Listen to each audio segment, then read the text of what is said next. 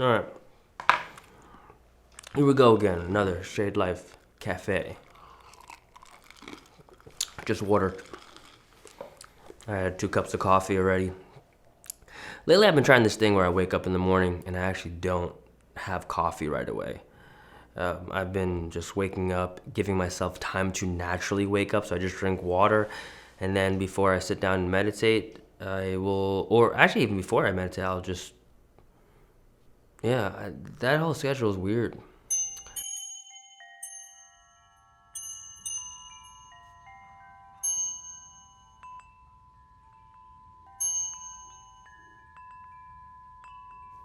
Whenever I sit down here, I always feel that if I have to force some sort of message or conversation, it's just not going to come out honest and real. So I always have to think before I say anything, which I think is pretty natural for anybody to be in here. But the goal of these is to just speak from the heart and to be honest. Something that I've been going through this week, it's been really interesting, is as I am kind of reformatting life and I can feel the ground underneath me really just kind of shift and move. I just have this overwhelming feeling that life is just not going to be what it once was. And accepting that is the hardest part. But then once you accept it, you also realize that you now just don't know. And within not knowing, trusting yourself. But that's a weird thing, right? Trusting yourself, confidence, having confidence in yourself.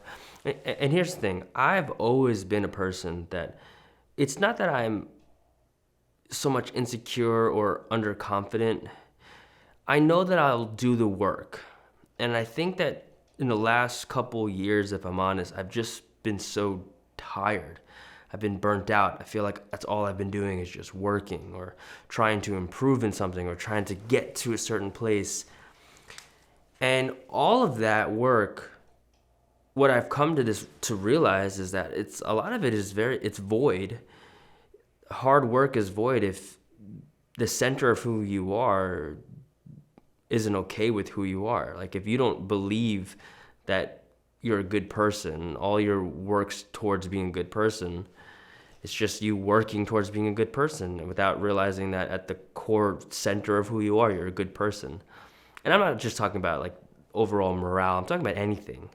Anything that you work towards, at some point, you're just going to find yourself continuing to work towards it. And really, it just has to come from a very honest, real place within of knowing that you are. When I was in high school, I entered this short film competition. It was somewhat of a festival but for high school students. And I made a short. I wrote, directed, produced, built set design. And, a lot of it was cheesy and corny, but, at 15, 16 years old doing this, I entered in the competition and with my friend who was technically my DP at the time. And we won this contest in high school. And I remember in the contest that when we won, the presenters, they said, well, congratulations, not everybody has access to the equipment that you do. Now, in high school, I went to a BOCES program. A BOCES program is a vocational school opportunity, which is that for 4 periods of my life, I'm going to go to regular school, like high school, and then for 4 periods of my life, I'm going to go to a vocational school. So I'm going to learn something like an art or craft, and I happened to go into video production. And I had this opportunity at the end of my term to put together a film. And I'll be honest, I wasn't even learning filmmaking in this class. I just wanted to put a story together. So I made this film called Confessions. I probably will never release this to the world, but it was based off of Usher's Confession album, his album Confessions. So I made a narrative based off of the songs that were in there. And it's like a 15-minute, 20-minute short film, but it won this competition. And I remember the feeling after it that I felt like I got duped. Like no one really celebrated the win, I guess. And I felt really frustrated because I put up a lot into this at that age, and no one, I don't know, I just didn't feel celebrated in it. Now, I bring this up because in that moment, as good as I may have felt about the creative process to making this, if I'm really honest, no one ever told me that it was good. So I never believed I was. So I essentially took the rest of my career in this stuff, chasing validation for someone to say, hey, this is good work. And I find myself in recent times, as I'm kind of, throwing myself out there in the market again, that I have to take my work and present it to the world. And it's really trippy because I didn't know that I'm actually insecure about my own work, all the while simultaneously extremely proud of the work. And what's funny is that in all the years that I've worked in production, I actually have never really been proud of my work. I've just done this professionally. So it wasn't until I started my own company and started filming my own things, taking my own photos for brands, for myself, for companies, businesses, individuals, photos and videos, I was never really confident in what I do. I just knew that I did it and I knew how to do it professionally. But I never looked at my work and said, wow, I did that. Up until recent times, and I was able to submit my work, and some people got back and they had really great reviews. And it's the first time that I feel like I've ever heard another professional say, hey, wow, great work. I think that to come to a point to believe in yourself, I think that yes, it's a main ingredient that you must have within your equation, your recipe for success. All the while simultaneously, I also think it's really important to have voices in your life that remind you that you're good, that remind you that what you're doing is passionate, that kind of create an optimistic point of view that sometimes you yourself don't even see, because I never saw it in myself. I just know how to do this. Now, when it comes to like dancing, I never really got the praise from the people that I wanted the praise from, but I did get the praise from my peers. And because I got that praise from my peers, growing up where I grew up, where hip hop was really not a thing, and underground is really not a thing. So being one of the few and only ones in my, I guess you could say, generation where I was growing up, my peers validated me. They made me feel like, you're dope at this, you're good at this. And I still do it today because there's a part of me that actually believes that I'm good at this. Now, there is a part of me that says, hey, you need to understand that and know that for yourself. And there's another part of me that says, but I also kind of need to hear it from other people. In recent times, I've kind of reconnected with some like childhood friends, I guess, in a weird way. And I got to talking to them, and they just gave me compliments about my work, my life. And it was weird because I've never heard them talk this way. And it almost felt like I was chasing validation from them my whole life. I call it a block mentality. You grow up in a certain environment socially, and whether you know it or not, you spend the rest of your life trying to impress that group of people. Sometimes it's high school, sometimes elementary school, sometimes it's people from home. But you don't get that validation from them, so you just work for the rest of your life, hustling, grinding, tearing your eyes out just to be successful to some degree, but really it's just to get validation from that person or that group of people. Sometimes it's mom and dad, because you never got it when you're growing up, so you just chase after it for the rest of your life. I'm not saying that's my situation. I'm just saying in general, I think we all have that. I was hanging out in Orlando, beginning of the year, and this girl was telling us as a group, that she was really interested in film, and she was, embarrassed about a film that she put together. So I was like, oh, let's check it out. And I watched it, and of course, like on a technicality aspect, there's many things that you can improve on. But I told her, I was like, look, you've never went to school for this. You just picked up a camera and started filming. Like, you wrote something, you directed it, you worked with actors, you did like location scouting. And I told her, regardless of the result, you have got to give yourself credit, because producing anything is really difficult.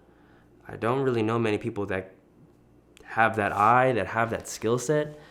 So you got to give yourself credit. And then I told her the story about my short film that I worked on in high school. And what I told her is that, look, nobody told me that I was good. So I just kind of wandered my existence throughout the existence of life. I just wandered trying to find some sort of validation or someone to say, hey, you're good in this. And there's like a weird balance there, because you shouldn't need it from anyone. You should just get it from yourself. But I do think that getting it from myself, what it means more to me in more recent times, is not so much of me saying, hey, Brendan, you're good. But it's the feeling that you get in the creative process. There's just nothing that I can do outside of this craft, this profession, that makes me feel the way that I feel right now. And just being in tune with that drives you forward. But then having this support system of people around you that kind of reiterate and also say to you, verbally, physically, good work. Like, it just goes a really long way. Sometimes I wish I had it from certain people in my life, and sometimes I'm glad I didn't. But I think what's really important for anybody, essentially, is that they have voices around them that do more than just tolerate them,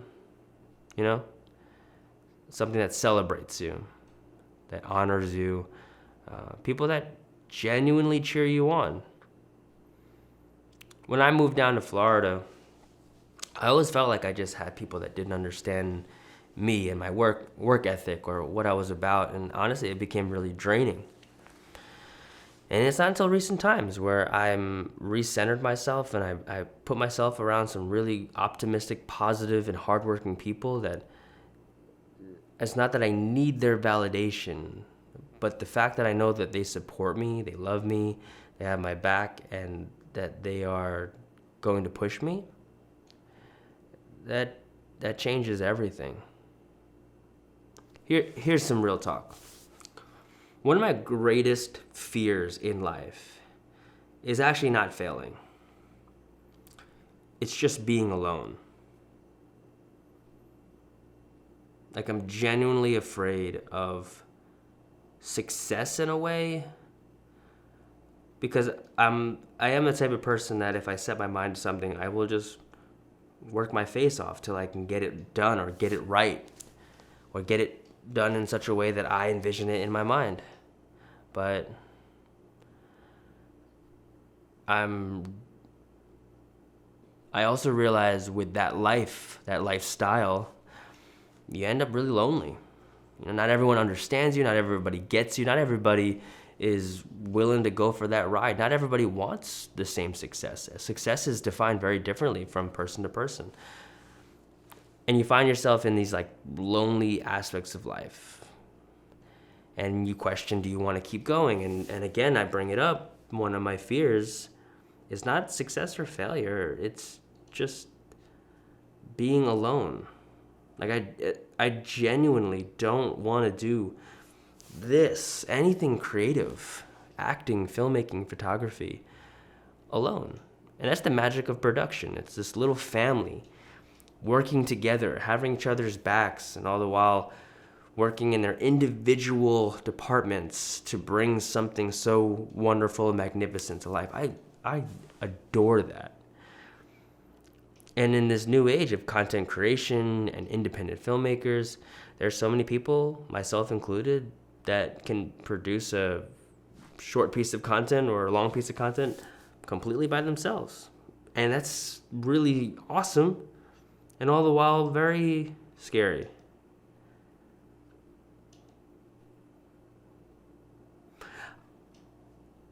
I hope that I could take what I now know, which is on the internal side.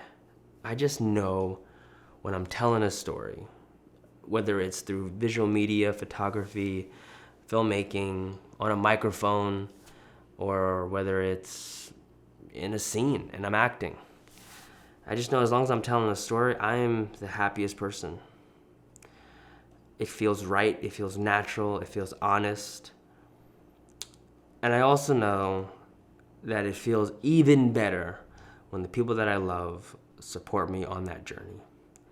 And I've come to this really interesting place that I know that I can't rely on anyone to make me happy or to validate me or really just to sign off on my work. I know I can't rely on anybody, but I also know what it feels like to feel invisible. Like you do all this work and no one's paying attention. You create things, you're thinking creatively and nobody sees it. And I think it's important, yes, to have those people in your life, but even more importantly, for you to be that person, for me to be that person in other people's lives, to be like their best cheerleader, to be that person that when they walk into the room, people are just excited to work with them. I just have genuinely lost touch with that for a long time. And where I'm at currently in my life is this realizing, it's funny, I was watching Grease with my wife this morning, and at the end when Sandy is saying goodbye to Sandra D, goodbye to Sandra D, that song, I realized essentially she's saying goodbye to an old self, an old part of who she was, to become someone new for Danny Zuko. And as I was watching it, I was like, man, I haven't really felt comfortable in my own skin in a long time. And this is no one's fault. And that unsure, insecure person, I guess, yeah, I gotta say goodbye to that dude because he's not helping. And I gotta set myself around voices and people that not only support me, but push me and believe in me when I don't believe in myself. Because you're gonna have those days. It's pretty natural, normal, and inevitable for you to just, for some reason, doubt yourself. So doubt's not bad. And I think that to an extent, fear is not something that you should aspire. Having faith in the conversation of doubt and fear, I don't think that should be something that you try to own it so that you can ignore the other aspects. I think that faith and fear are dance partners. And you need to doubt a little bit. And you also need, through that journey of doubt, discover yourself in a new confidence. So yeah, this past week, there's just been a lot. There's been a lot going on with myself, a lot going on with my family. We're getting ready for baby Bali. And that's all scary in itself, 33 weeks. So I'm now at this place where, man, you have got to get your shit together. And that doesn't just mean like financially and responsibly. I love my family and I do my best to be here as much as possible, be present. But I also realize how much I just need to get me together for the benefit of our future together. someone asked me a couple weeks ago if I wanted to get back in doing community work, because a lot of the work that I've done in the past, decade, honestly, is community work, which is building community through dance and music. And I love that part of me. When I was doing that and I was full time, like House of Drums, man, that was my fuel. That was what kept me going. I felt like what I was doing was genuinely helping the world. And that was all from like the shepherd place, this place that I was kind of shepherding people. And someone asked me if I wanted to get back into that work, and I was like, yes, let's do it. And a lot of that also too was very recent within my works in 567. And part of me was, let me relive these days. Let me kind of bring the community back and uplift it and build it. And I also realized that no, this season is more about you taking care of your family. But to take care of your family, you got to take care of yourself. And to take care of yourself, well, it's a long laundry list of things that I need to clean up. And it starts here. But how I perceive myself. Do I believe in myself?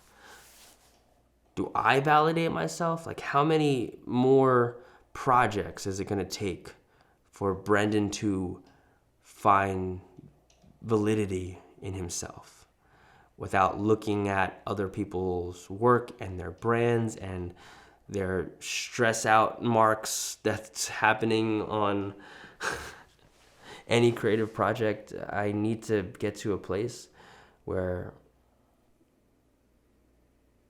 I'm not concerned about other people's success or failures. I'm just worried about my own progress in the things that I enjoy and the things that I love. And that's where I want to focus. I want to let go of Sandra D, that person that was so unsure about themselves, and move into this new person that is unapologetically confident in who he is. And I'm hoping that doesn't come out in a condescending and cocky, overconfident way, but genuinely to approach life as somebody that is proud of who they are and confident in who they are, and also confident and okay with making mistakes and not being perfect, because that is the creative journey. I hope that the stuff that I do here, stuff I do out there, all that changes, but that's because something inside of here changed. And it's funny because I do a lot of work with people about trying to get them to uplift and change their internal universe. And here I am realizing, oh, you have been speaking to yourself the whole time. You don't need the validation from anyone else but yourself. And whatever you're after, whatever you're working towards, it becomes further the more that you chase the idea of it than just living it. And I'm at this place where I don't think life is about being happy. I think life is about experiencing life. And I think a lot of our stress and our anxiety is based on us always wanting life to be where we're happy. And I think that if you set yourself up for that, you are essentially not in tune with yourself. That's why it's been so hard for me to just stay locked into social media. I feel like you just are going to get sucked into it and nothing will be honest and real. But I genuinely want to work and create from my own self and be proud of that work, to be confident in it, and to be an artist born again, really, in whatever mediums I find fit. So make sure you set yourself around people. Let me say it again. Make sure that you set yourself around people that not only support you, but believe in you, especially during the times where you don't believe in yourself. spend quality time with yourself, meditating on how good you are in doing something. And when I mean doing something, not just anything, but how good you are doing it when you feel at home when you're doing it, right? Like there's no pushback. There's no, oh, this is going to only pay me this much, or I'll only do it if this circumstance. No, when you find something that you will just do it because it just brings you joy to do it, that's something to commit to, honestly. That's something to live from, right? To allow your own life force to generate from that feeling. Anywho.